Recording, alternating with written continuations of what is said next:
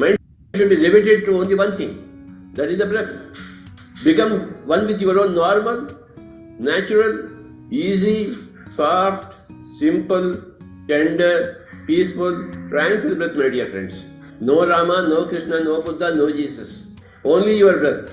You are equal to all these people, and all these people are equal to you. You are not less than them, and they are not more higher than you. Nobody is higher than nobody, and nobody is less than anybody. That is sheer common sense.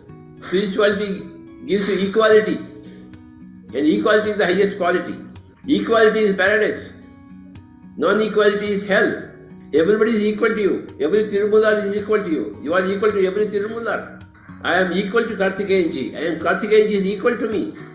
I am equal to Gandhiji. Gandhiji is equal to me. I am equal to Hitler. Hitler is equal to me. Everybody is a soul. Everybody is a God. Some gods choose only non-spirituality. Some gods seek spirituality. That is the difference. But everybody is a God. Every being is God. Every animal is God. Every plant is God. Every rock is God. The whole creation is God. Sarvam Kalvidam Brahma. Aham Brahma Asmi Tattvamasi. Sarvam Kalvidam Brahma. Whatever is existing is Brahma, is God. You can't but see God everywhere and anywhere. Seeing God everywhere is called as Ishvara Pranidhanam. Where you see God everywhere. Outside of you and inside of you. That is called as Ishvara Pranidhanam, which is the essence of spirituality. Ishvara Pranidhanam is the essence of spirituality, which happens only through practice of meditation.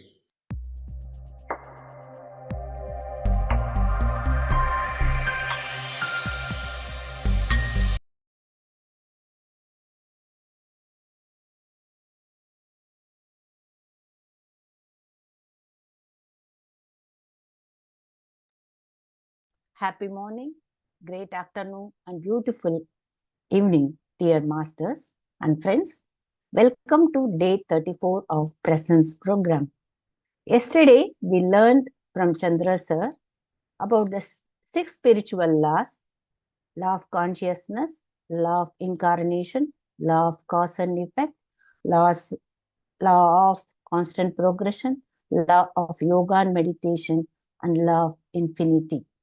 Understanding these laws deeply help us to accept the life as it comes without any resistance, and embracing them makes the journey smoother.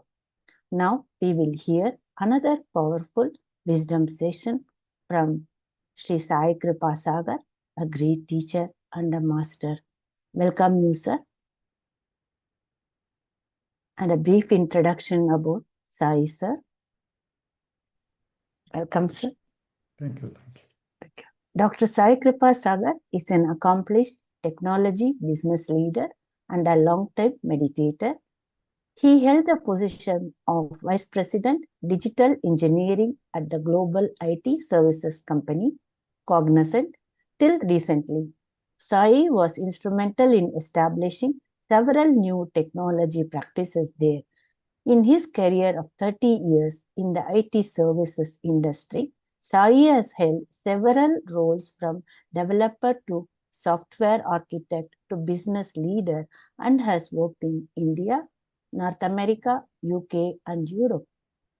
Sai holds degree in computer science and a PhD in international business. Having gone through an extraordinary transformation in his personal and professional life due to a daily practice of meditation, Sai has undertaken the task of spreading the magic of meditation as a primary side hustle. Sai has been practicing meditation for 20 years now and is managing trustee of Pyramid Valley International and actively supports several meditation projects of PSSM. Currently, Sai is playing the role of CEO for a meditation platform called Quantum Coherence Technologies. Over to you, sir. Thank you. Thank you, ma'am. Dear masters, dear friends, good morning to each and every one of you, and good evening to people joining from the other side of the world. So, welcome to day 34. Yes, wonderful. So, you've been through the 33-day sadhana. Congratulations to each one of you for the 33-day sadhana through the Buddha CEO platform. And through the apps that we are building, we have access to a lot of these content. We keep seeing a lot of this content, amazing content. And I know a lot of you have been going through the transformation, both internal and external. We'll talk about the external transformation today.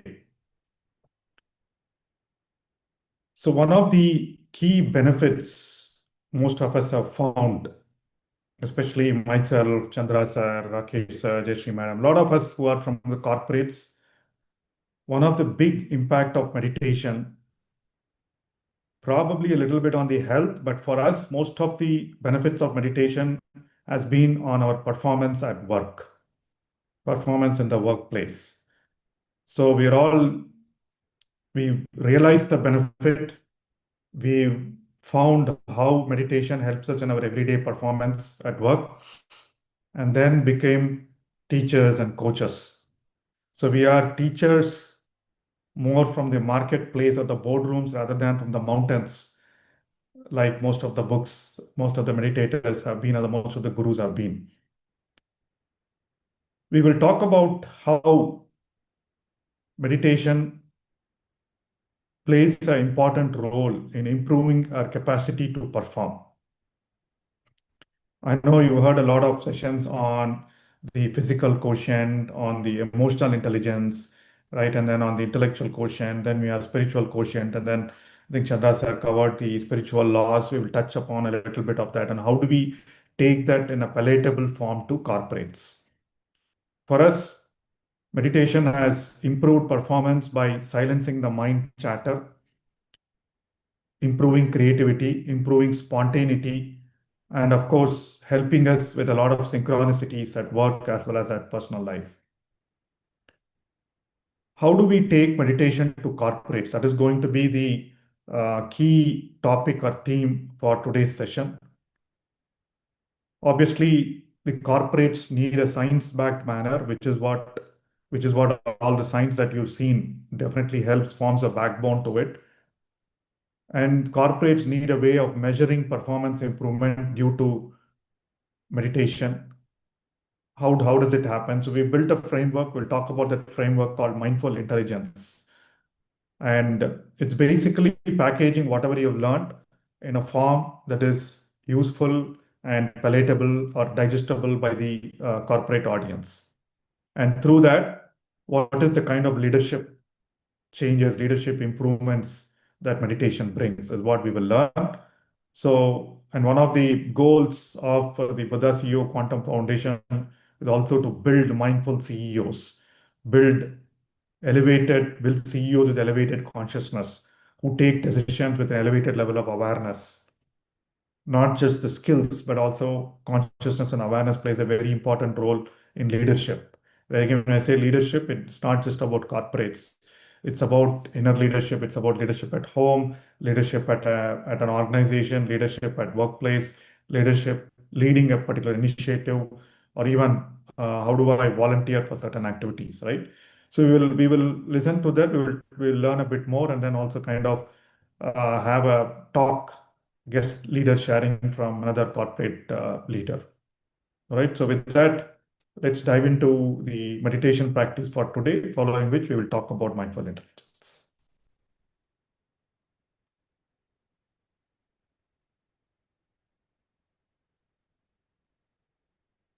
Can we begin the meditation?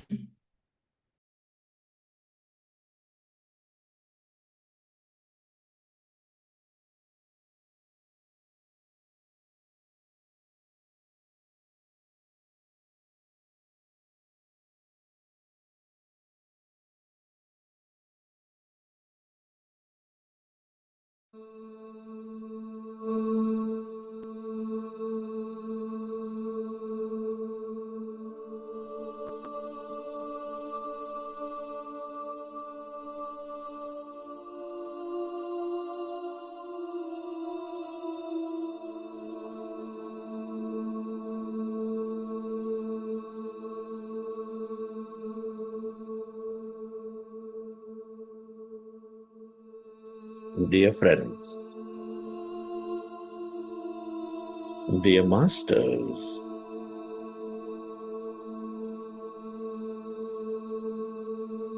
with your specs removed, eyes closed,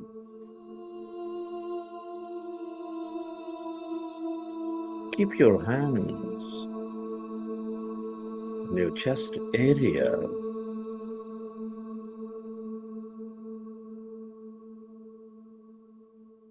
And resting your attention on your sacred heart. And can you feel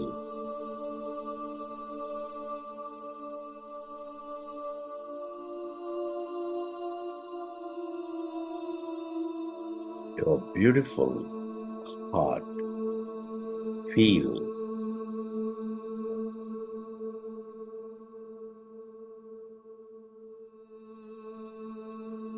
the center of all emotions, nurturing all life.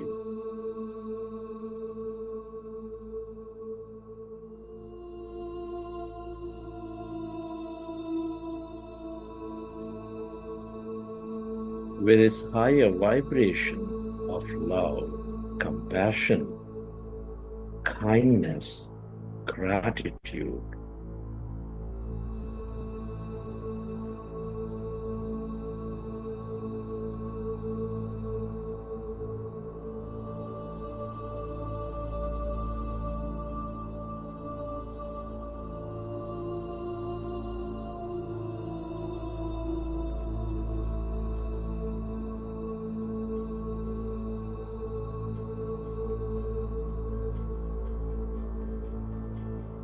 Can you recollect an experience from your past?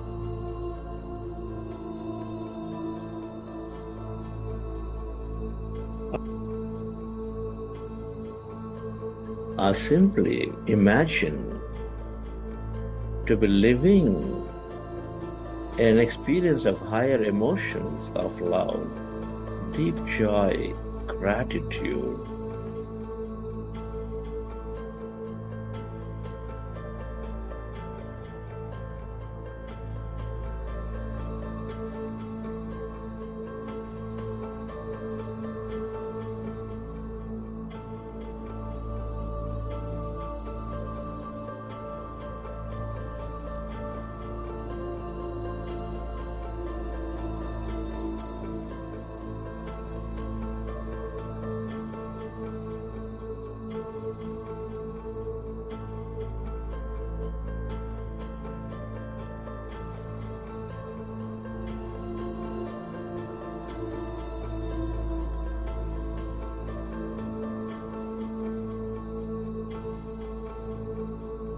Relive that moment and feel that energy.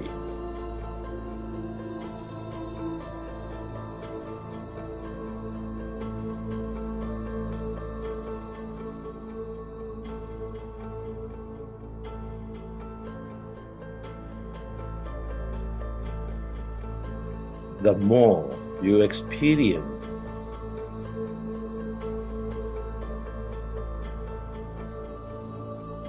this higher emotions and energy of love, compassion, the more coherent you become.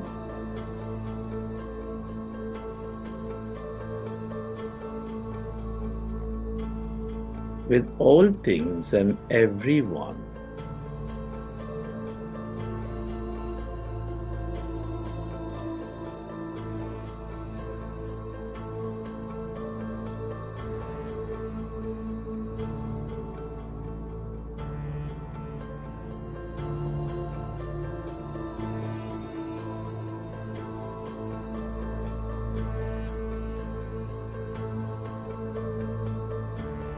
We are all deeply interconnected.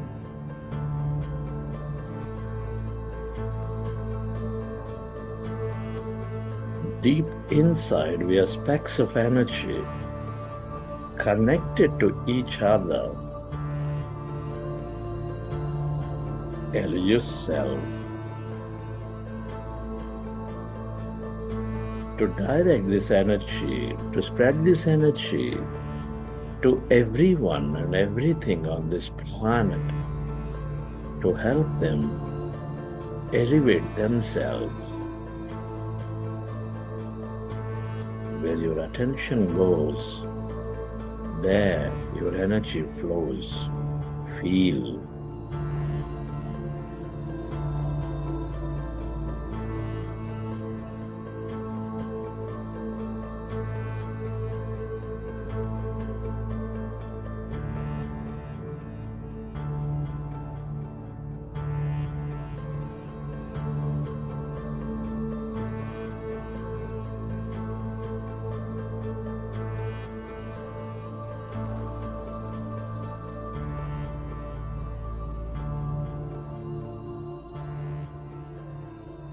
And slowly, let's go into breath mindfulness meditation. With your fingers into fingers, hands comfortably rested in your lap. Observe your normal, natural in-breath and the out-breath.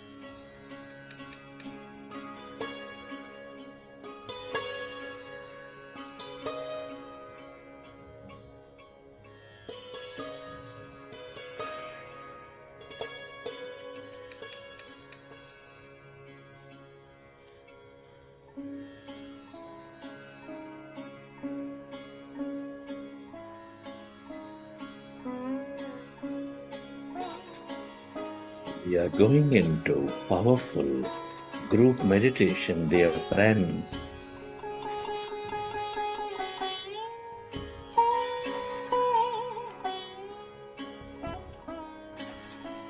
Observe your natural in-breath and the out-breath.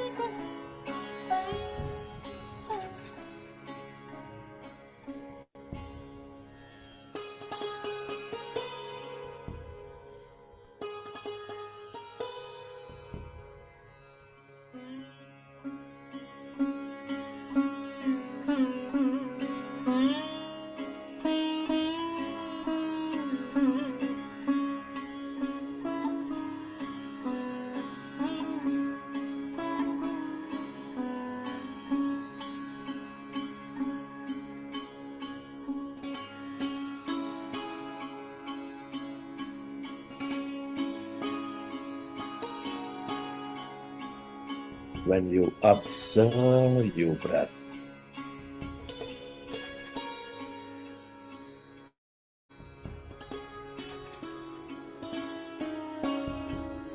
your mind becomes empty.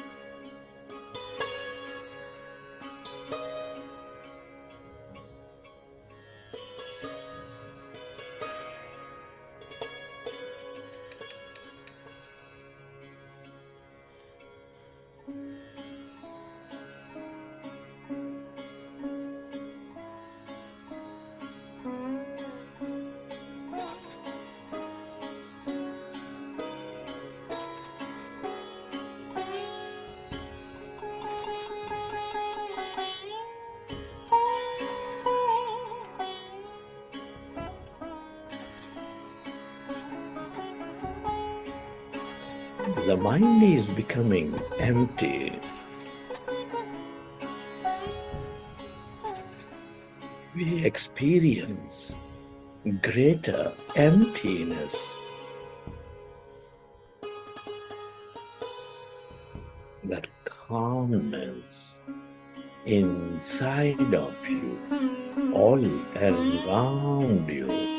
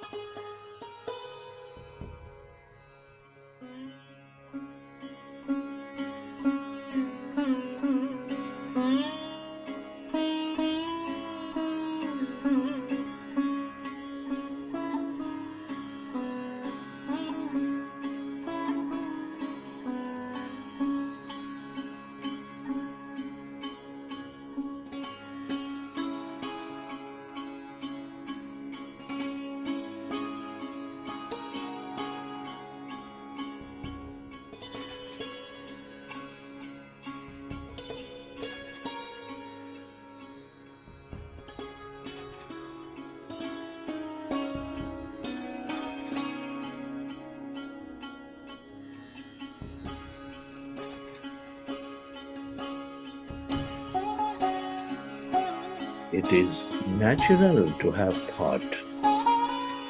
When you recognize your thinking, go back to observing your breath and allow yourself to go into the deeper states of calmness, emptiness.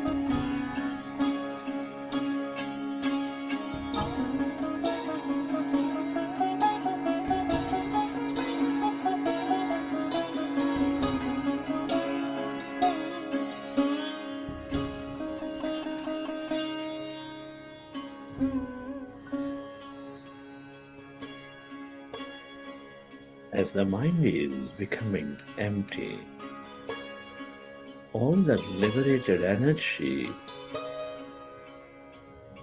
is channelized into the present moment.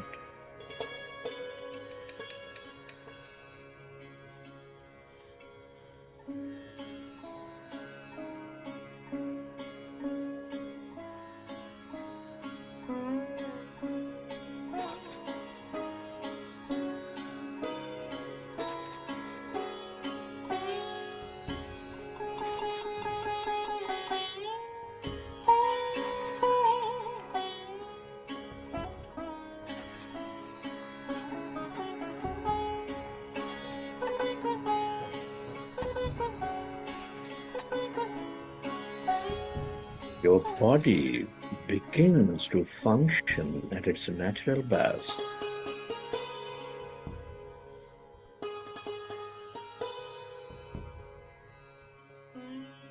You develop greater power of thought.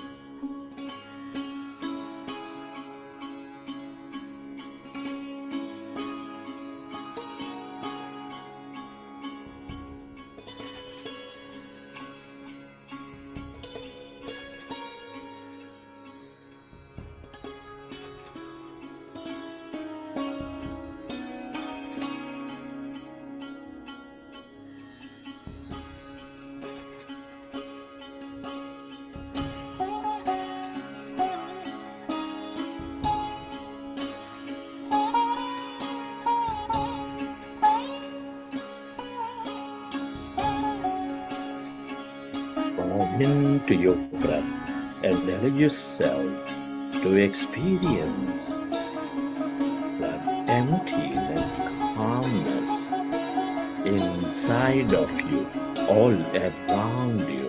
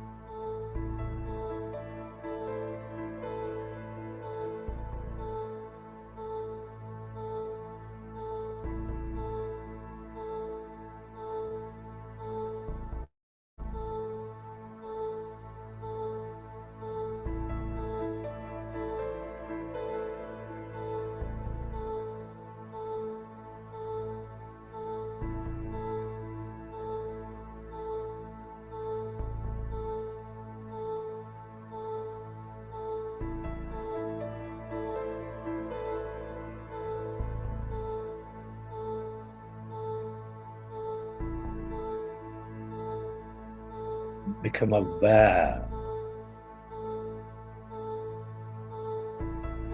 of that calmness, stillness within you as you merge into your breath.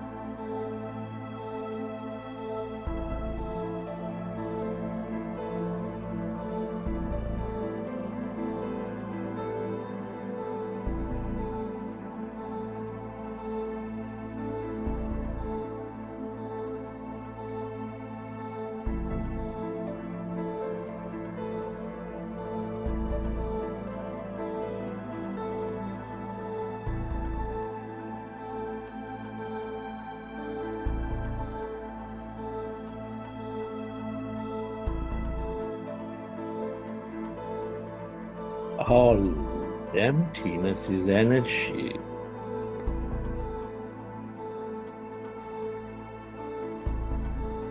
This is the quantum field of limitless dimensions, the field of infinite possibilities.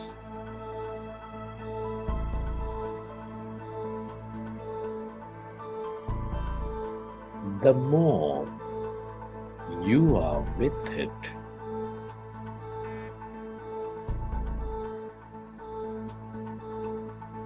the more you tune in to the abundance of healing energy.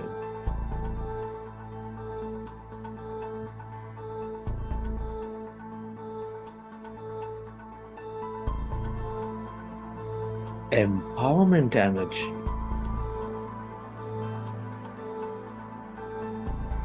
that energy of love, that energy of the mystic,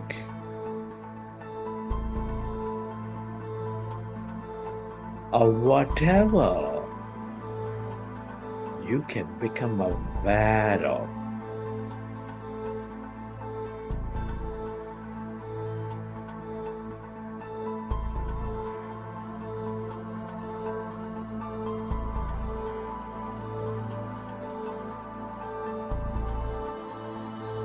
Falling to this emptiness of no body, of no thing.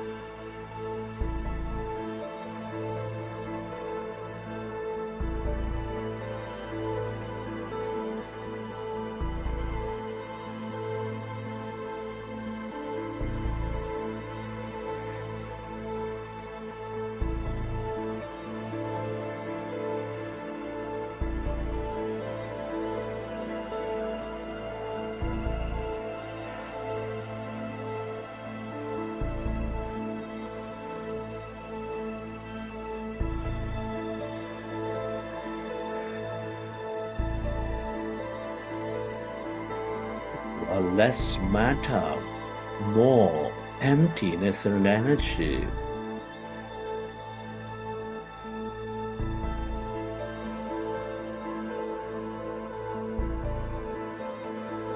as the mind is rested,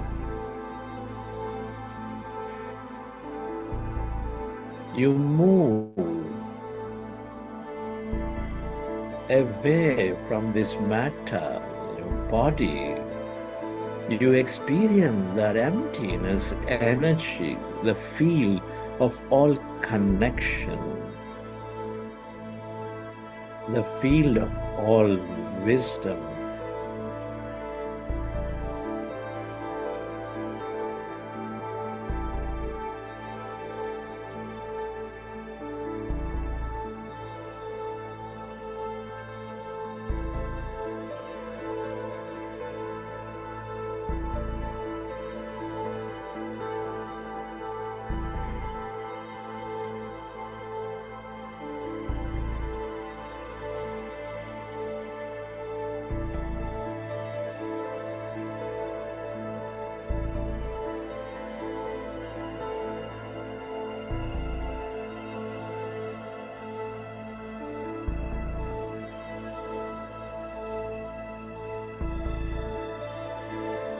The more you are in this calmness, emptiness,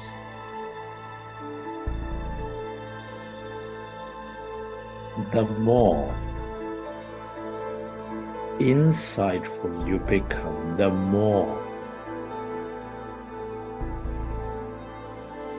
connected you become.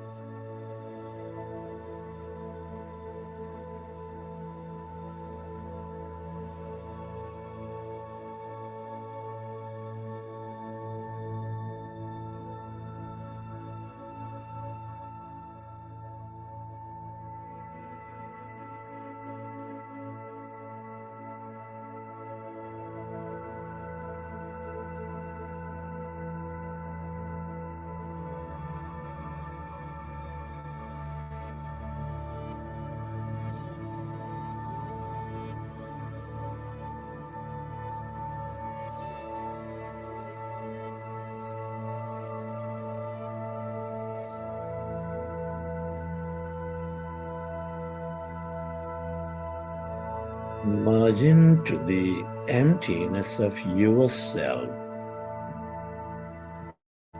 your divine self.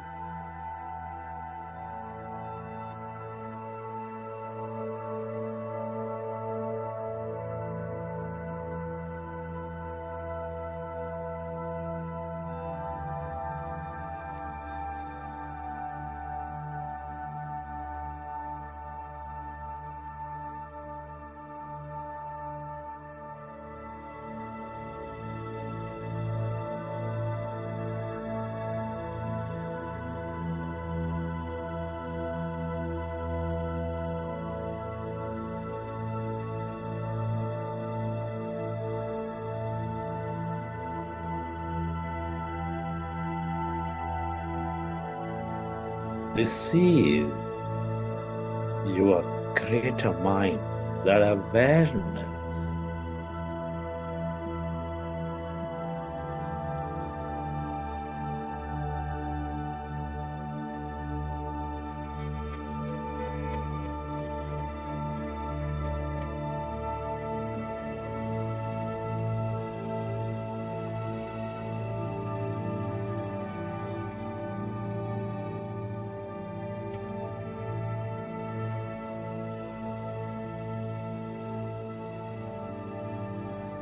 the more you are with it,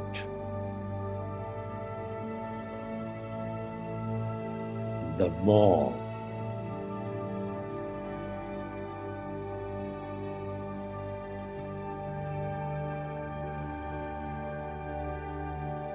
you experience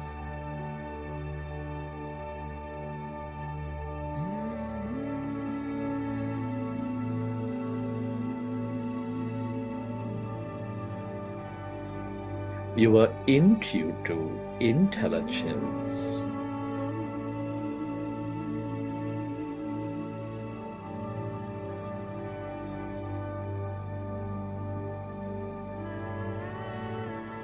The more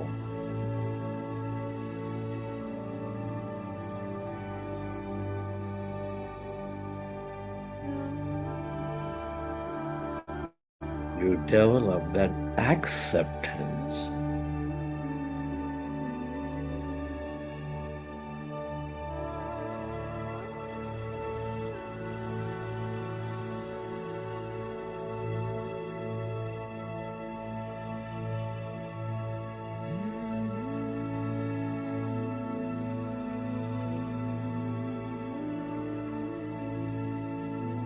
and the more effortless life becomes.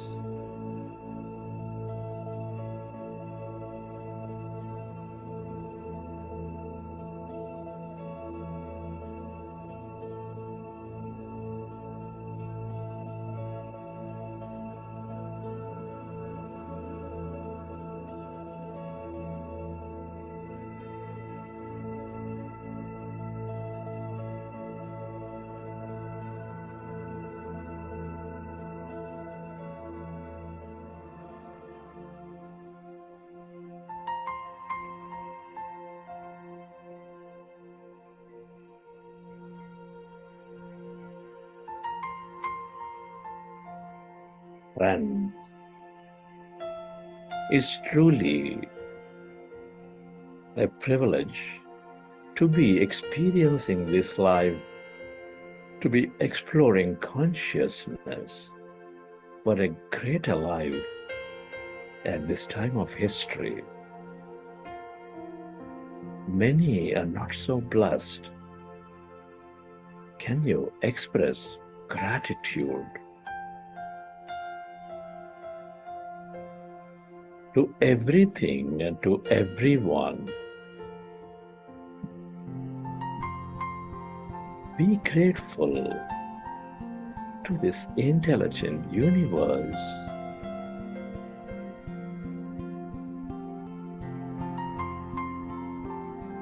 To your parents, to your teachers, to your mentors.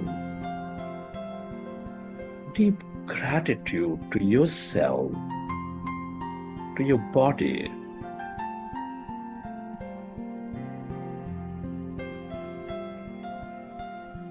Give thanks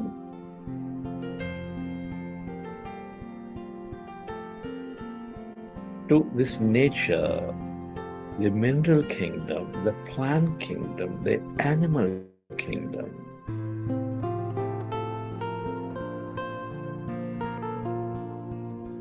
Gratitude to all the people in your life, to everyone.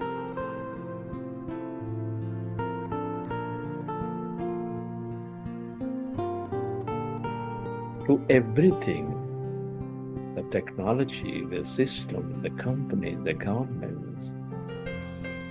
Gratitude is the ultimate state of receivership.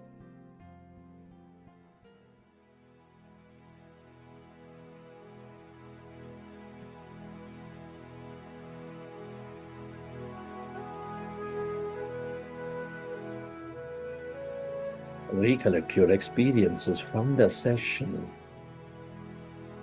and whenever you're ready, you can keep your hands on your eyes for 5 seconds, and then you open your eyes.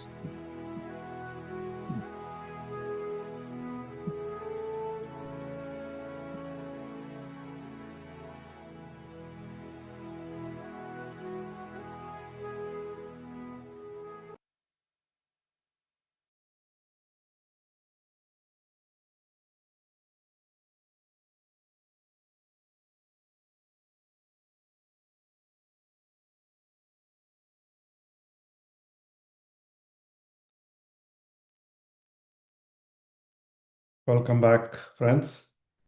Hope you had a wonderful meditation session. Good morning and good evening to everyone again.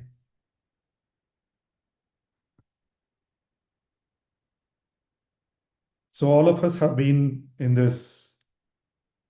this 6-week journey, and we've learned a lot of topics, a lot of techniques, wonderful meditations, and we've seen improvements in each one of us. That's the whole goal, right? I mean, the reason that we are doing meditation, we're doing these practices, spiritual practices, is to bring in transformation. And Brahmarshi Patriji's important goal of bringing meditation to the millions is for people to transform, not just heal. Healing, physical healing, health improvements are just they are like the least common denominators. They are like the minimal benefits that one achieves through meditation. But the larger goal is to transform. It is to transform. And when we say transform, it's change in behavior. How do we measure? How do we measure how much we've been transformed? Let me just share the presentation.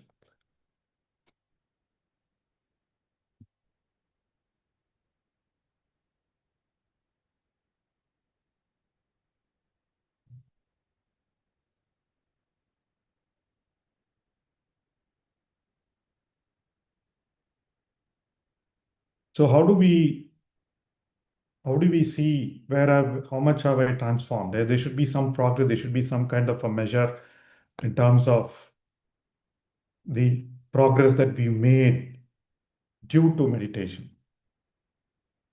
right? What's up? Okay. So meditation is supposed to bring in changes to the way we think, feel, and act. That is ultimate transformation. A lot of us keep saying, for me personally, there was a remarkable shift in the way I attended meetings at my company before meditation and post meditation. Before meditation, it was more about I was rehearsing everything that I need to speak at a meeting. Whereas post meditation, things were a lot more spontaneous. My mind was a lot more freer. Before meditation, I used to think, what will other people think of me? There was this whole thing about image protection. Whereas post meditation, that was not there, right? The whole level of thinking, the way you feel, the way your emotions happen to you, the way you behave changes. And anything that you do, anything that you choose, all choices that we make, all decisions that we make change. And the level of consciousness or level of awareness changes as we continue to practice meditation. So here is a chart that's been adapted from, some of you probably will be aware of David Hawkins' Map of Consciousness. And there's another book by Brent Schneider, which talks about the energy of leadership. So basically, it's a condensed form of the 7 states of performance or mindset. And we're not going to dive deep into this. This chart is there for us to measure on what level of this awareness I am in at any point of time.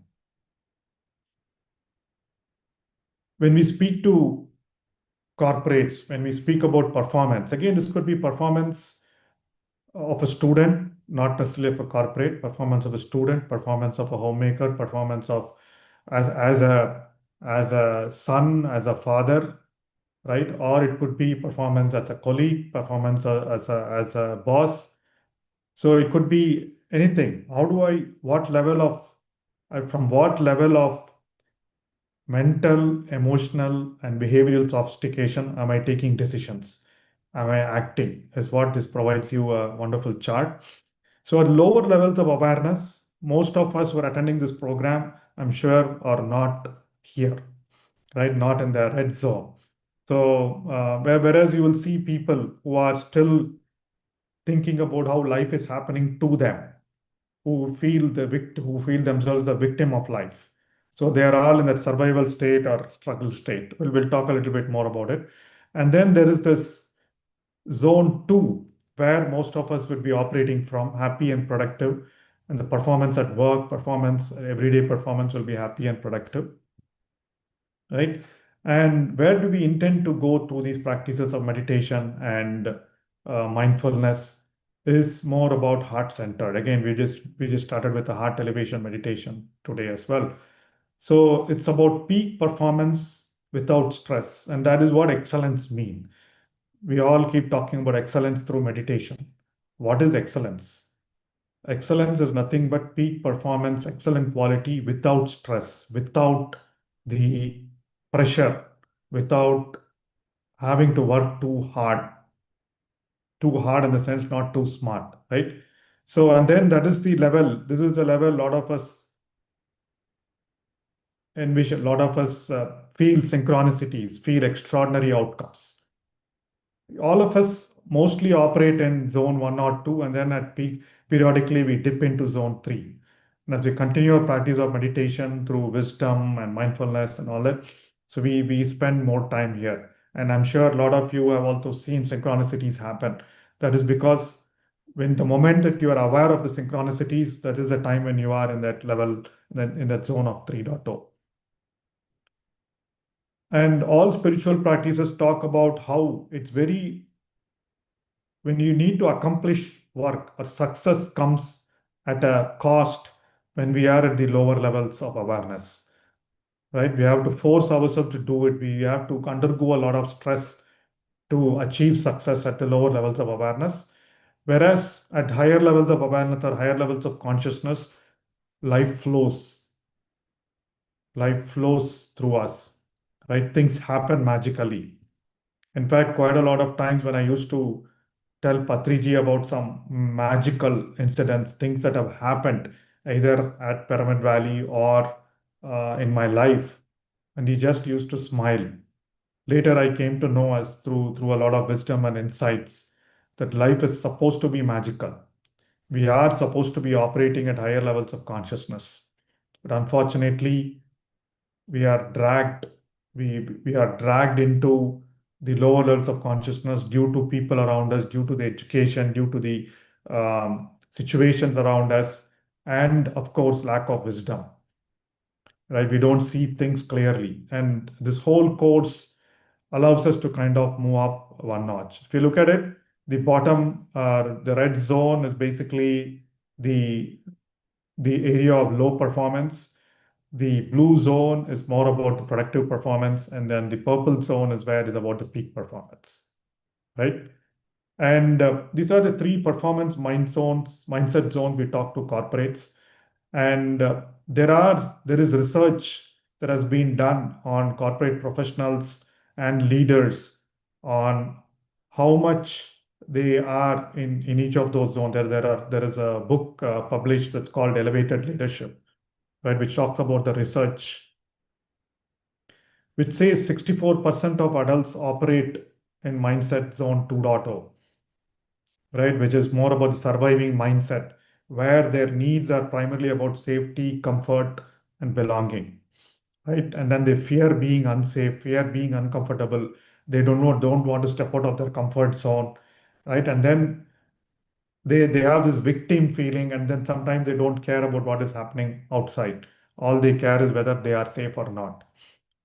And then 85% of executives operate at the level of striving. What is striving? I strive for success. I strive for recognition. I strive to stand out of the crowd.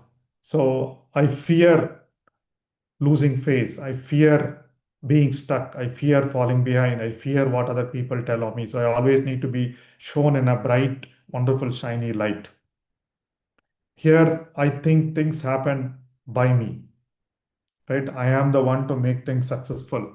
If something went wonderfully well, it is because of me. But something did not go wonderfully well, it is because of my team, right? So all those things are more the striving mindset, striving performance zone. And then there is this wonderful peak performance zone called thriving, where it's about we are moving to a level of awareness where we think about others, where it's all about contribution. And the fear of a person operating, a fear of a thriver is of not being of value, not being of contributing to others, not being of service to others. And like you learned the law of infinity yesterday, it's more about infinite mindedness. When you are at a thriving mindset, you think limitless possibilities. You think contributing, coming up with creative, innovative solutions. And research says only 8% of executives operate from a thriving zone. And this is where meditation has a fantastic market out there, if you want to call it that way. How do we move people from the lower levels of awareness or lower levels of performance to higher level of performance? And as you can see here, I think the earlier slide talks about even this maps to health, right? So when we are operating at a lower level of consciousness, health is not that great, whereas when you're operating at a higher level of consciousness, health is absolutely fantastic. And how do we measure? So we say mindful intelligence, the intelligence that we get through consciousness. Mindful intelligence is nothing but intelligence that arises from your level of consciousness or your level of mindfulness or your level of awareness. In fact, another word that we use is awareness intelligence, the inner AI. In this world of AI, it's called awareness intelligence. It's the inner AI. So our awareness intelligence or mindful intelligence increases as we continue our practice of meditation. And what changes as we move from surviving to thriving? How does mindful intelligence transform each one of us? Right? As I said, most of us attending this program would be at mindset zone 2.0 or zone 3.0. So initially, our awareness is scattered, and then over time, we focus completely present moment awareness on each and every task that we do, and then we completely be present, fully present, right? And then emotions, we move from reacting to responding to a balance of emotions. And similarly, our thinking, earlier we were stuck in old rigid thought patterns. And then over time, you would have recognized that I'm more logical, linear, supported by evidence, which is what is mindset 2.0. And then we start becoming creative because we understand the power of infinite mindset. We understand the power of limitless possibilities, right? And then so we become a lot more creative. We think, why can't it be that way? And then our focus at lower levels of consciousness or lower levels of awareness is more on the problems. Why did the problem happen to me, right? The cause of the problem? But it's more about problem focus, avoiding problems. Whereas as we move up, it's more about goal focused, and then we move into purpose focus. I mean, obviously, we learned a lot about purpose as well. So purpose focus. What is the purpose? How can I help others through my skills, through my talents? So as I help others through my skills, through my talent, through my wisdom, my level of consciousness starts increasing, and then I thrive in life. Similarly, leadership also, depending on what level a leader's consciousness operates from.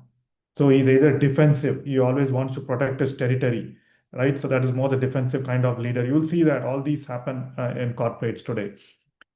And similarly, a leader at a mindset level is terrifically competitive, right? He wants to win, win, win, not even at the cost of others. Only thing that he wants is to win. And a leader at a mindset 3.0 level is inspirational. We all look up to him as an example. We've seen people always at different levels, right? So the result is we want to push effortless excellence and sustainable high performance in organizations through meditation. And this is a framework that allows us to tell them. In fact, there is an assessment, the way you can measure your mindful intelligence level, there's an assessment that we have. If you can go to mindfulintelligence.life, there is a measure, there's a menu on top called measure where you can figure out at what level you are, what level is your mindful intelligence at, or what level your awareness is. So what is different at mindset 3.0, which is what we call a super mind? You are emotionally aware, you're psychologically flexible, you are able to look at multiple possibilities, you are a systems thinker, you are growth mindset oriented, and you're purpose focused. This is what we say being mindfully intelligent, right? And that level, you become okay with looking bad, you become okay with being wrong, you accept things as they are, right? And then you are okay with having problems, you're okay with having failures, right? And then you put yourself aside while lifting others. That's what a thriver does, a thriving mindset does.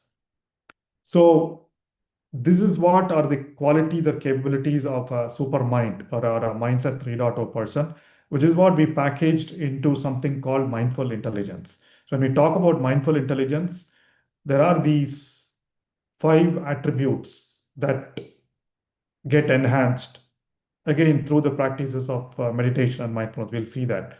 So present moment awareness, emotional regulation, cognitive flexibility, connected intelligence, and intuitive insight. All of these improve through a practice of meditation and mindfulness. And you've seen these are nothing but those quotients, the physical quotient, the intellectual quotient, the manifestation quotient, the emotional intelligence, the emotional quotient is what, and then the spiritual quotient, which is baked into out here. So let us quickly dive into what each one of these mean. Present moment awareness, all of us are aware of it, right? In terms of how often do you notice your mind wandering and bringing it back to your present moment? Are you good at it, right? How focused are you in conversations in or in work that you are doing? And how often do you find yourself operating your mind on autopilot and you choose to engage more consciously, right? So when you are in autopilot mode, you are not, that's what we traditionally are, right? But awareness is about being aware of every moment and every work that you do. That is present moment awareness, maintaining conscious attention.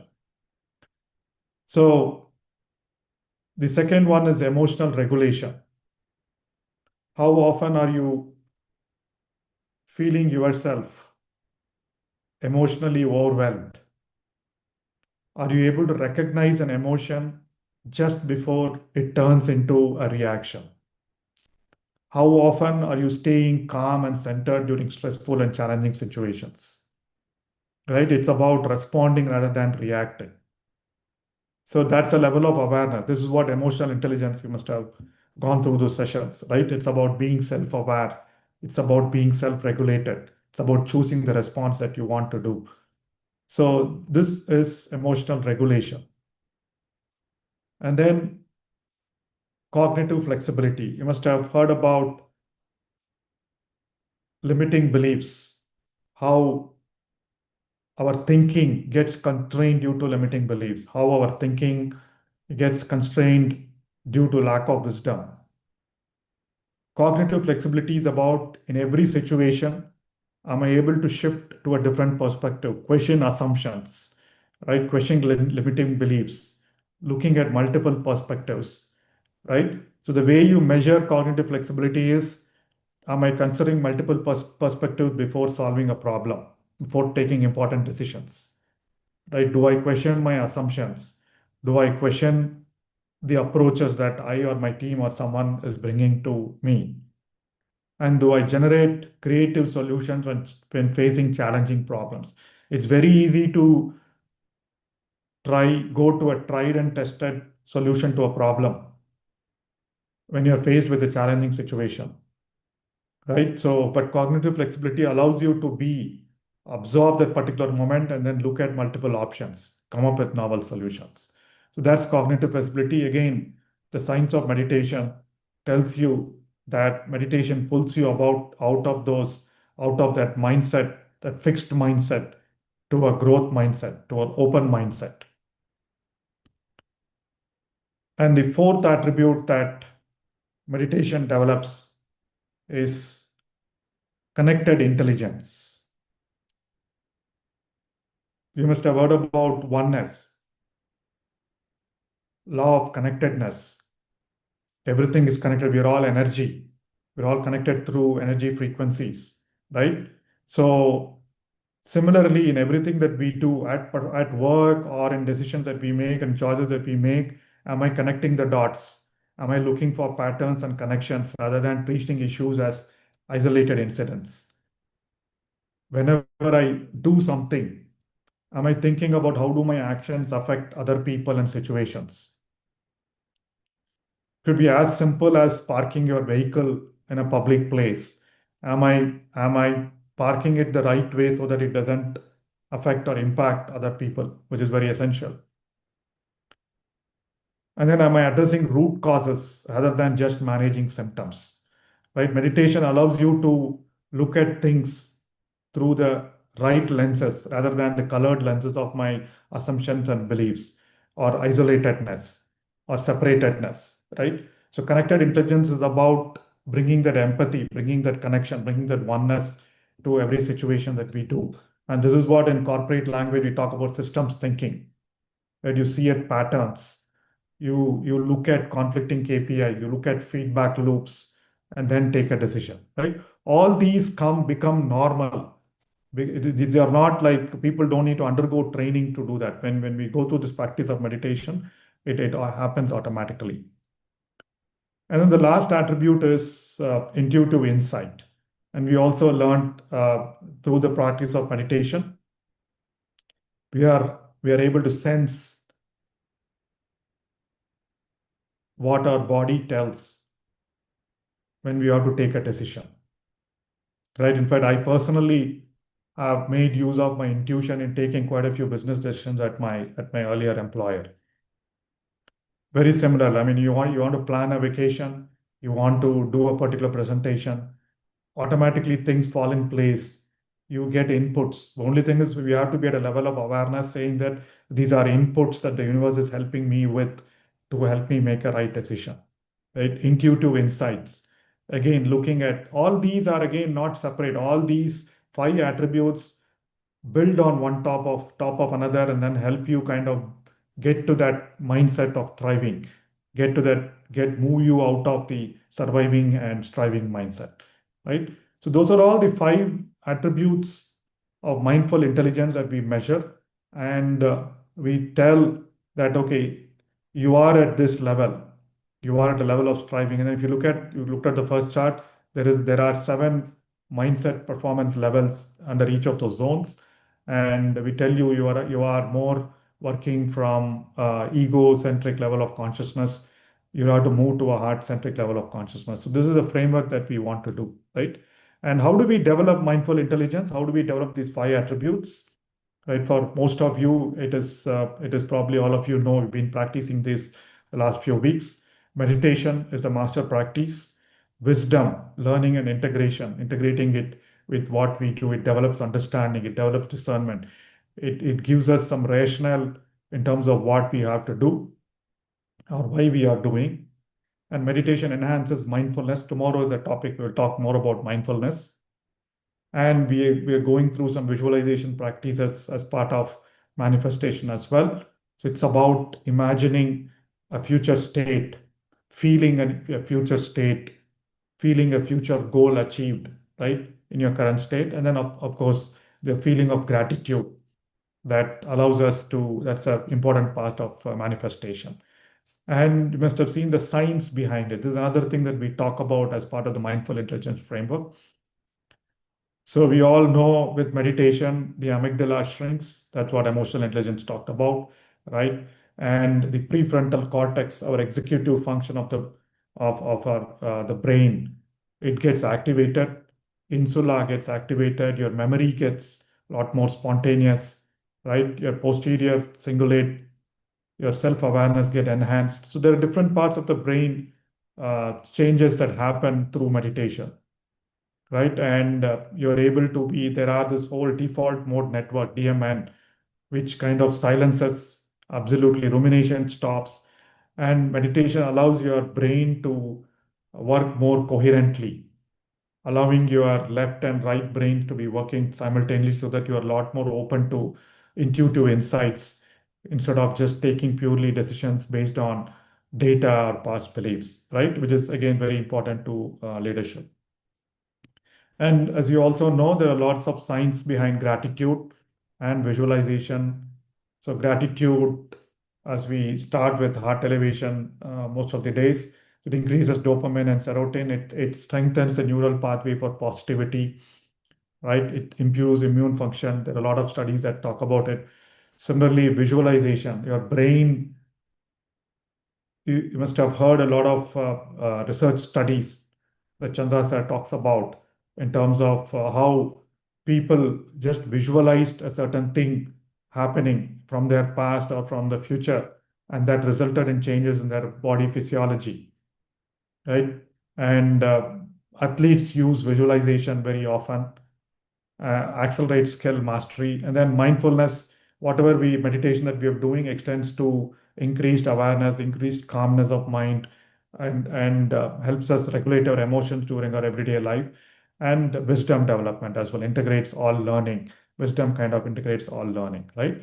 So that's the science behind what we practice meditation. And when with mindful intelligence, I just want to quickly talk about this, how mindsets form. Mindsets usually form because of trauma, stress, and past beliefs.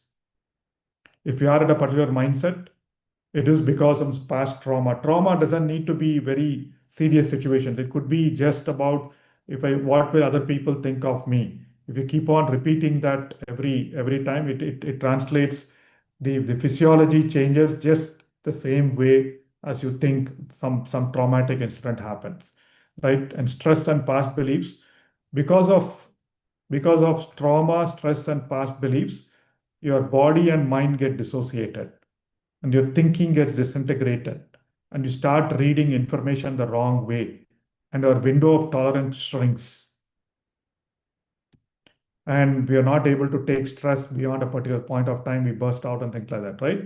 Whereas as we follow the practices of meditation, wisdom, mindfulness, visualization, and gratitude, healing happens. Healing in the forms of emotional healing, mental healing, and physical healing, right? So we move from dissociation to association. We move more from more body and mind centered. We don't think in a disintegrated manner because our brain regions start getting integrated, and we develop a lot more accurate perception. We look at reality as the way it is, not the way we want it to be, and we expand our window of tolerance. We increase our stress resilience, right? And there are two healing approaches that combine together to increase our levels of mindful intelligence. One is top down through wisdom, which is from our top brain, our conscious brain, to our subconscious brain, which is top down through wisdom. And then bottom up, more from our limbic, more from our reptilian brain to our limbic brain to our conscious brain, is through meditation, body awareness practices. If you look at it, the sessions that we are doing is always more to do with both of them.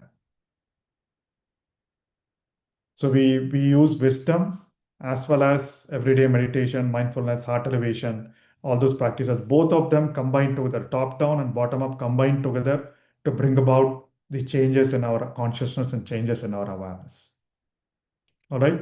So my dear friends, so that is, when we go to corporates to kind of talk about meditation, we talk about this framework. We talk about performance improvement. We talk about conscious decision making for leaders.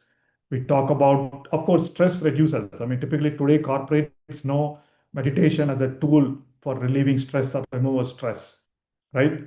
And we talk about how the practices of meditation, mindfulness, visualization, gratitude, and wisdom help improve a lot of other aspects, right? The way you think, the way you collaborate with people, the way you interact with other departments, right? Everything changes. Everything depends on the sophistication of our thinking, and the sophistication of our thinking improves, moves from out in here to encompass everybody in the organization, in the team, right? So that is what is mindful intelligence, my dear friends, which is basically a corporate word, corporate way of talking about mindfulness, more a science-backed way, performance-oriented way. Tomorrow we will cover the topic of mindfulness, the way Buddha and some of the spiritual practices talk about it, right? So with that, I know probably I was a bit over time, but I wanted to convey the way we kind of take meditation to corporates. So a lot more information is available on mindfulintelligence.live website for those of you who want to take meditation to corporates in a more corporate friendly, science-backed manner. And obviously the Buddhasio app and the Be Supermind app talk about most of these techniques. They're all inbuilt in the app as well. So with that, I've now transitioned over to our guest sharing. We have an amazing guest lined up. Welcome, Raji, and I would like Vidya ma'am to introduce. Welcome, Raji madam, for today's session. Yeah, introduction about Raji madam. Raji is the Chief Growth Officer at Quantum Coherence Technologies, whose 36 years of IT industry experience, having held leadership roles in MNCs and startups across Asia Pacific. A strong advocate for meditation, she has been practicing for over 10 years. Raji is joyfully married with 2 children, 2 grandchildren, and 1 grandcat, balancing her personal and professional life with serenity and purpose. Over to you, ma'am. Thank you very much, Vidya, ma'am. Thank you, Sai. Thank So it's always a pleasure to join sessions in the morning like this. And Sai, I was listening through the whole mindful intelligence part of it, and every time we listen to one of the leaders, it refreshes our mind. So today I wanted to share about a little bit about my personal experience as well as my professional experience through meditation, with meditation. Yeah. So as Vidya ma'am introduced, I've been in the IT industry for over 35 years. And before that, for about 5 years, I was into astronomy and astrophysics, which was a passion. So working at the planetarium, etc. And but the last 30 years was been with the IT, with in different locations, India, Singapore, and other parts of this region. And also practicing meditation, as Vidya ma'am introduced, for the last several years. But the beauty of meditation is that, you may have meditated for 10 years, 15 years, but every day there is so much of learning. Every day there is a new experience as you meditate. Every day you feel that you have elevated yourself in different aspects of your life. So I'll quickly share about the personal part of it. I have shared many times in the past with the CEO Foundation also about my physical health benefits that I've had with meditation. I want to talk about a recent incident that happened and how meditation sort of helped me. A few weeks ago, I had a fall a few weeks ago, and my shoulder got dislocated. Yeah, so the shoulder dislocated, and there were fragments of fracture bones as well. But as you can see now, I'm not wearing anything. I have healed perfectly well. And in the process of this healing, I think meditation has helped me immensely. So Sai spoke about in one of the slides about the body-mind meditation, which is so important when you talk to your body. So how did that help is that, you're not looking at the past of why did this happen to me? Why is why I needn't have, gone to that place, or, that victim feeling doesn't arise. Now, when you've fallen, when you've had a fall and your shoulder is dislocated, your bones are broken, there's bound to be pain. That's a reality. Pain may be a reality, but suffering need not be a reality. Right? Suffering needn't be there. And for me, with meditation, that is what happened. There was very, very minimal part of this. And every time your thought came to, hey, why did this happen? Your mind is so beautifully not letting it go there. Strangely, I never went to this thing about why me, right? That's one. Second is you're also not worried about what the future is going to be. As in, is it going to get okay? Am I being, and just before that, by the way, it was a team event, and in one of the part of the team event, we were all joyfully dancing and, all on the stage, playful. And the thought is not that, hey, will I ever be able to dance again? Will I ever be able to move my hands around? And, that's the future thing, right? Which typically people would think about. But with meditation and the mindful awareness that you get through meditation, neither do you dwell in the past or go back to that and keep feeling the pain again and again. No, that doesn't happen. Nor do you worry about what is going to happen in the future. All that was there is that I need to meditate. I will be meditating, and this is how my body is going to be, and I'm going to be perfectly the same as I evolve through the next few days. And that helped me. So, from a personal point of view, meditation point of view, that's one of the experience which has been beautiful actually in the last few weeks, I would say. Yeah, so that's one part. And then, when such an incident happens, now again about Sai spoke about amygdala shrinking and the prefrontal cortex, evolving or growing, right? So the amygdala shrinking, like I said, there was no fear of what is going to happen. But however, what you do is an incident has happened, immediately you simplify every aspect of your life. Right? So the fall happened, and I used to have long hair. I'm sharing all personal things here, but I used to have long hair. But the first thing I did is went and cut it off because you can't tie your hair, you can't clip your hair. As ladies, as women, we understand that, right? So grooming is a problem. So what do you do? Do you cry over it? No, it's okay. I'll go chop it off. It's my hair. It'll grow, right? So it's the attitude I think that meditation helps you, and also as when we talk about mindset 1.0, 2.0, 3.0, it is not necessarily only in your professional life. You are a leader in your personal life also. And that evolving from 1.0 to 3.0 happens very smoothly. You don't even realize. You don't realize, are you in the surviving mode or a striving mode or a thriving mode? All you're doing is meditation, and it's taking you through different levels of your mindset automatically. Yeah.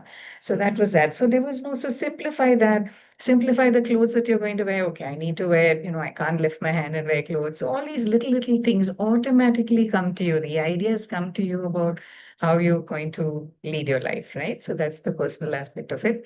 On the professional side, I've always shared this before, that I've had multiple experiences in manifestation in my 35 years of working in multinationals.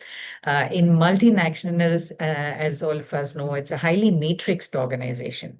So, and growth, invariably, many people get a little frustrated because they're saying, okay, I didn't get this promotion to this level or the next level, or the higher level. And with meditation, I always felt that growth was not necessarily just vertical, it can be lateral. So I used those opportunities, manifested roles where it were lateral moves, but that got me a full 360 degrees of how an organization functions. So it could be in the sales side, it could be on the technical side, it could be on the marketing side, it could be taking in the partnership side. So when you open your mind, and my meditation brings that, it sort of opens your mind to looking at what success is, right? Success needn't necessarily be in one thing. And by the way, so that sort of, with that visualization, I could sort of grow. And the visualization would also be in terms of, what role I want, which location I want, what salary band you want, what designation you want. And the five sutras of meditation, you may have gone through it. You just have, it's so simple. You just follow it, right? So, and it works beautifully on the, so professional side, again, there are many experiences. Some other time when we meet, I think I'm taking too much of my time. So I just wanted to say that, this Anapanasati is the simplest form of meditation. Uh, that is easy to follow. It's our ATM. It's like anytime meditation. You can do it anytime, anywhere, literally. And that sort of was my thing that, so it's not difficult to do. So, what is that one thing which is there with us from the time we're born to death is breath, right? And if we are just observing that and being mindful of that, so many different possibilities open up. I can go on. So, I don't know how much time I have. So, I just wanted to say that we all come with this background of how meditation has helped us in personal and professional life. And therefore, today I feel extremely grateful and with this opportunity that I am with Be Supermind and Quantum Coherence Technologies. We are taking meditation to corporates. We've been there, we've seen how it has affected us.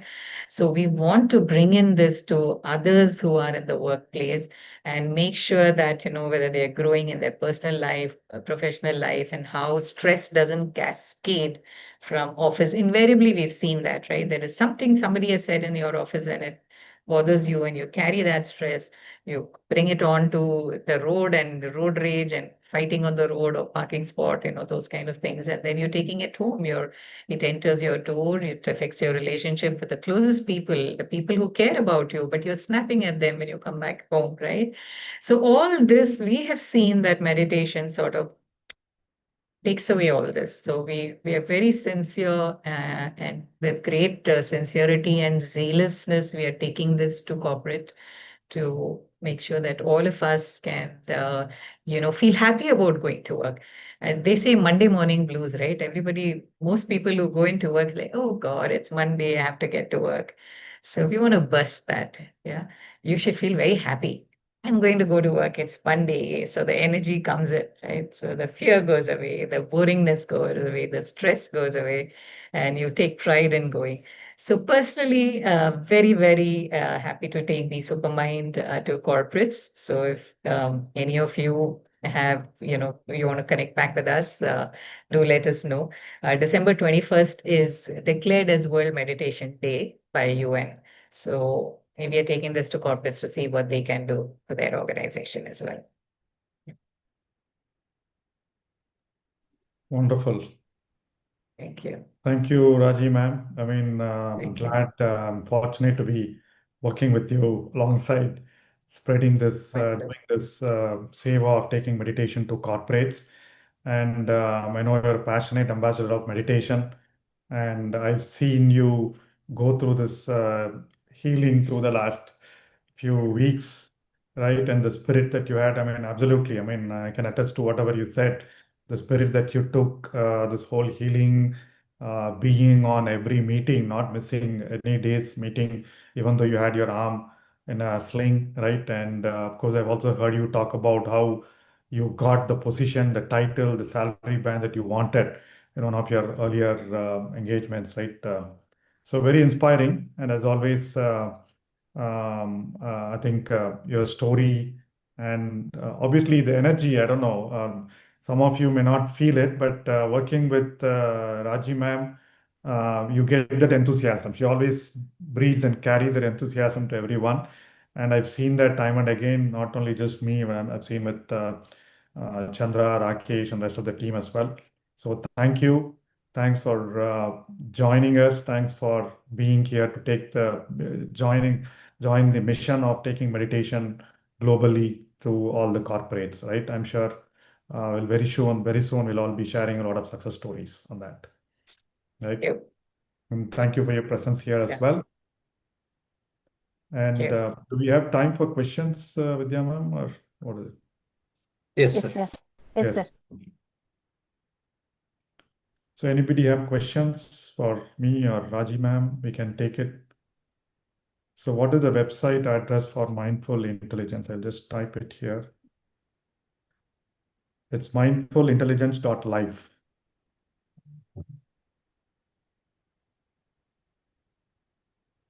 Any questions? You can type on the chat window or you can ask to be promoted.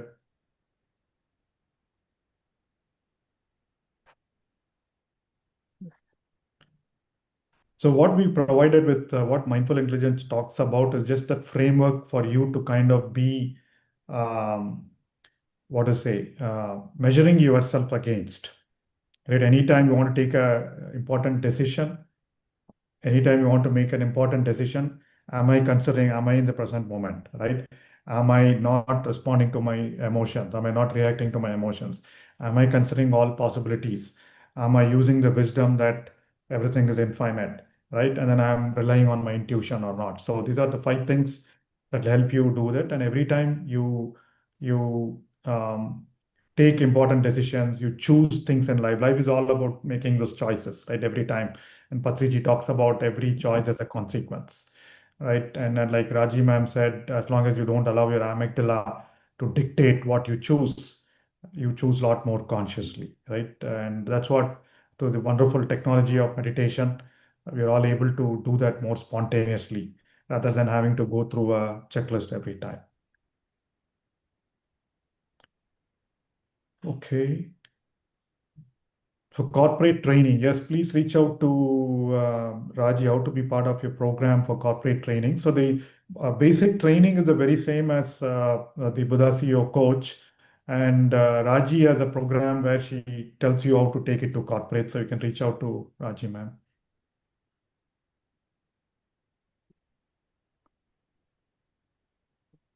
Yes, you can get in touch with all of us through the Buddha CEO platform. How can I be not affected by outer triggers and be calm? There are 2 ways that you can be not affected by outer triggers and be calm. One is cognitively.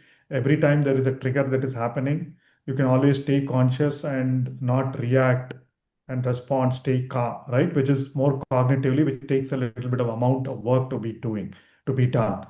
The other way is the bottom up, as we talk about. The regular practice of meditation automatically reduces the reactivity network in your brain, in your mind, right? And allows you to be calmer. That noise in your head that keeps triggering reactions from you slowly dies down through the regular practice of meditation. So as you continue the practice of meditation, you'll feel that calmness arising in you. So immediately when there is a trigger, you'll feel the space and then you'll choose a response to your trigger. So it happens automatically through meditation. Yes, Valli ma'am, you raised your hand. You want to ask a question? Yeah. Hello, Sai sir. Hello, Raji ma'am.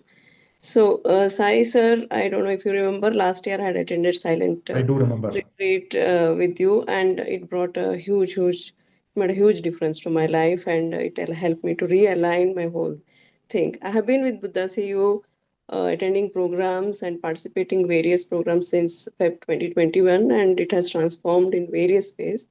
And I'm just in a journey of my self evolution.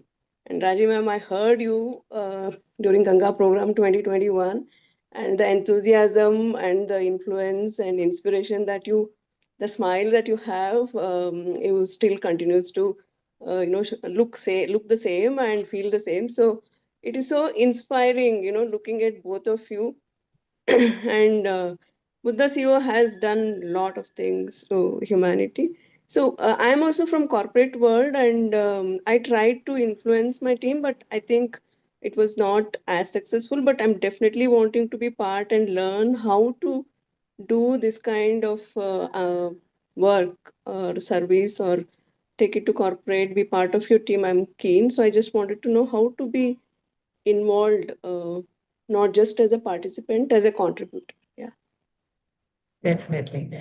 Please, we will connect offline and we will, discuss various ways of doing this. And each corporate, each organization is also slightly different. So the best part about Be Supermind is that we curate it, we craft it based on the requirement of the organization at that point in time. Now, I will also answer another question, Sai, with your permission.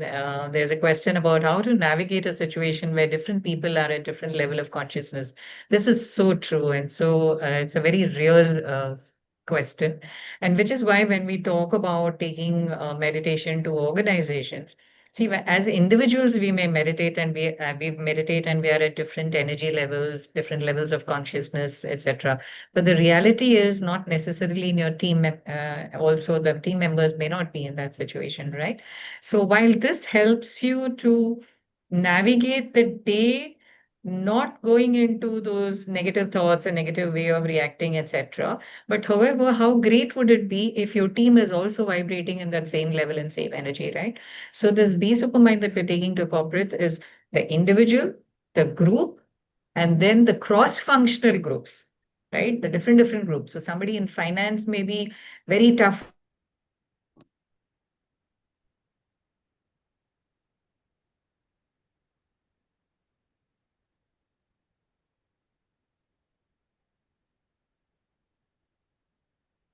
that is what we take through Vali ma'am when we talk to organizations about about taking this to organization. And Saurabh, sir, I think that was a very important question. So as you meditate, you will get into that answers come to you on how to navigate the situation. I'll give you examples of how it was when I was alone.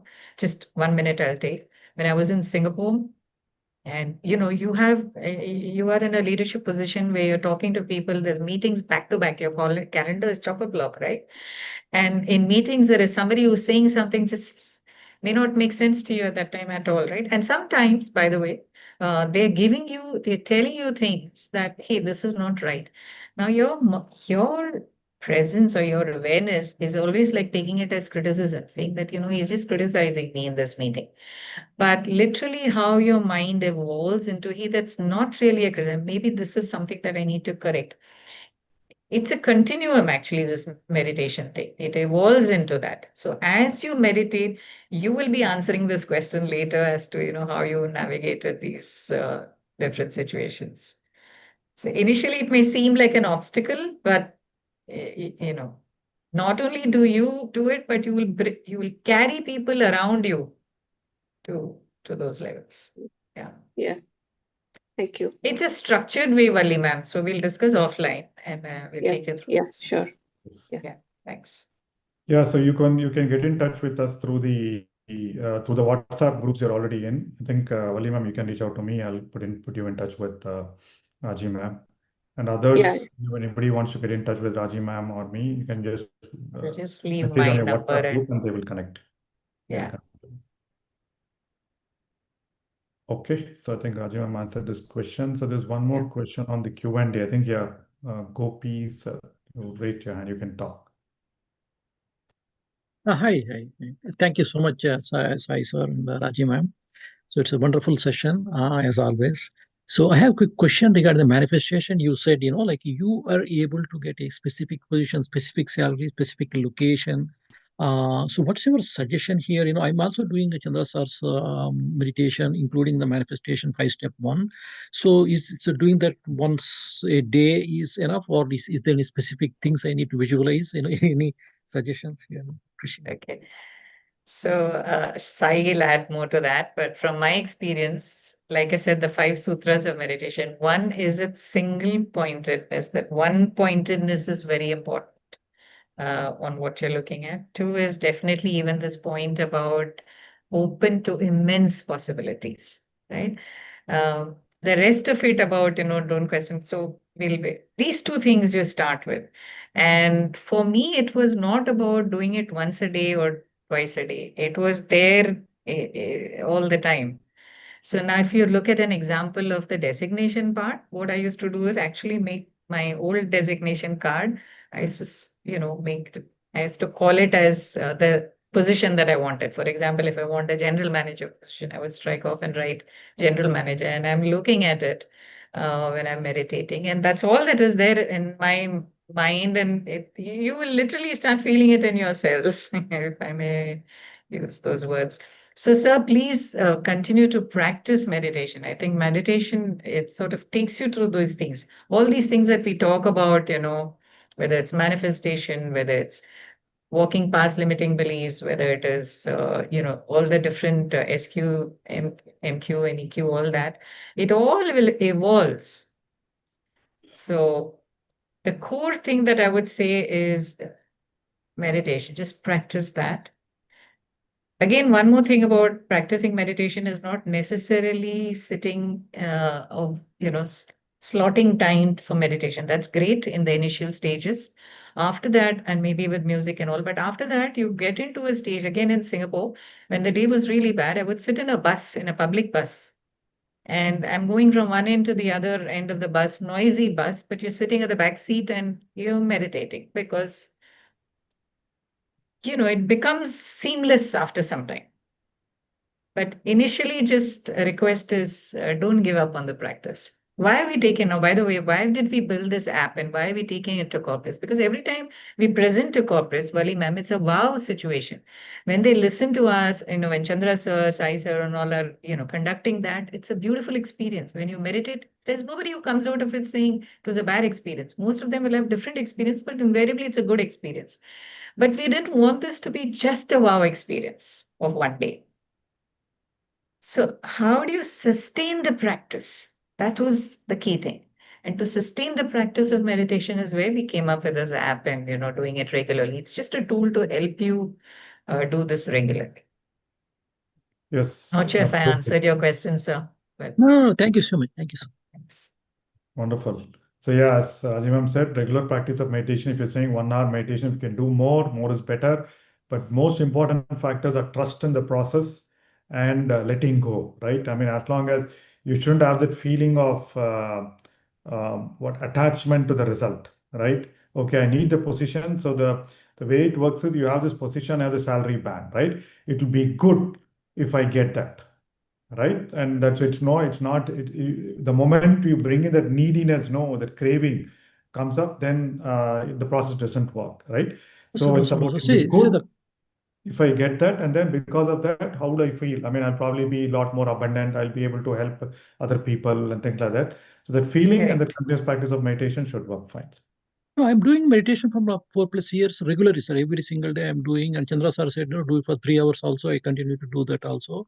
But recently, what happened is like, no, last year I lost my job. It took a while, and then with a lot of difficulties, again, I got the job. After got the job, again, going through like a rough phase, and then looks like I'm losing the job again. So, but still, like I'm continuing to do the, like meditation, everything. But is there anything, I can do more to get stabilize the job and all is what? Or manifestation? Yes, you're on the right track. Reading books, meditation, whatever you've been doing, continue to do it, and then have belief. I mean, obviously things will work out fine. Thank you. So I've also lost my job. Many such things have happened in the career. Sometimes being, those days it was being a woman in the career, so many different obstacles. I've literally lost jobs, which was taken away from me when I was doing many kinds of things, but they never stayed back because you're just moving forward with meditation, something other beautiful comes up. So just Thank you have so that faith, sir. Yeah. Wonderful. Thank you. So a couple of more questions. One more question. Do we get answers during meditation for anything I need to know? The answer is yes and no, right? So sometimes, yes, in deep meditation, you will get some insights. And the answers, again, may not come directly during meditation alone, right? It can come outside of meditation as well, as long as you are at a higher level of awareness. So for me, it was through books or someone casually mentioning something or some newsletter. It's outside of meditation. For a lot of people, they get insights during meditation as well. So the answer is yes, you will get, but whether you will get during meditation or outside meditation, it all depends, and you'll have to be aware of that happening, right? There's another question. What is the best way to meditate with guidance or music, or sit in silence and talk to oneself? So the best way to meditate is whatever works for you to silence your mind, right? So we recommend using music and guidance for a lot of us who are starting off, right? And it helps as an additional tool for getting to those deeper states of meditation faster. But for some might feel silence works better. So it's up to you. You can experiment with both and then figure out whatever works for you will help you much better. All right. So one more question from Selvi. Yes, ma'am.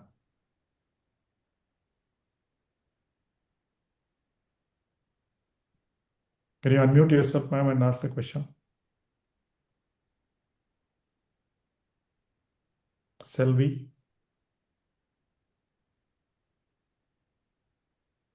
Okay, so maybe it was accidental. Okay, so one last question here. Is it necessary to also focus on healthy eating and yoga and exercise and social connection along with meditation? Meditation alone will not be able to take care of every problem. Is that correct? So the answer is meditation alone will be able to take care of every problem, but how it works and how it also impacts healthy eating, yoga, exercise, social connection is what we're going to see tomorrow when we talk about mindfulness. So meditation brings about mindfulness. Mindfulness is nothing but a higher level of awareness. In that level of awareness, everything else happen together. And then of course, a healthy eating habit is helpful for meditation practice. Meditation practice also help you do mindful eating, right? Same thing to do with yoga and exercise. It removes the barriers for us to do yoga exercise. And similarly, keeping your body fit and energetically regulated also helps meditation. So it works both ways. We'll talk more about mindfulness tomorrow. All right. So with that, my dear friends and masters, thank you very much for this, for you being present in this session. Hope me and Raji together were able to talk about how the modality of taking meditation to corporates. It's about talking about mindsets, talking about performance and creativity improvement, talking about collaboration improvement, and through the practice of meditation, mindfulness, visualization, wisdom, and gratitude, right? So it provides you a framework, and we're glad to help anytime. So please reach out to us through your facilitators or through your WhatsApp groups. With that, thank you very much. Thanks to the team, Kiran and Vidya ma'am as well. So thank you very much, and we'll see you later. Yeah. Yes, ma'am, there is an announcement. Yes, sorry, please go ahead, ma'am. Yeah. Thank you, Raji madam, for your inspiring the experience sharing. So it is so beautiful how you physically you feel and also your professional ways with your beautiful smile and the high energy along with it. Yeah, thank you, Sai sir, for a great session today. We will learn more from you tomorrow. There is one announcement. So being a Saturday, today we have a master class in the evening between 5:30 to 6:45 PM IST. Today's topic is The Art of Parenting by Master Sujata Sriram Madam. So Zoom link will be posted in your WhatsApp group. I request you to attend these master classes and today's master class and learn more about how to parenting. Thank you so much. Thank you. Thank you, madam. And thank you, sir. Thank you. I want to say thank you. Thank you. Thank you. 'Cause I'm so grateful. So grateful. Oh, grateful. I'm so grateful. So I want to say thank you for this day, Spirit. Thank you for this day. Thank you for this day, Spirit. Thank you for this day. This healing, this healing, this healing day. This healing, this healing, this healing.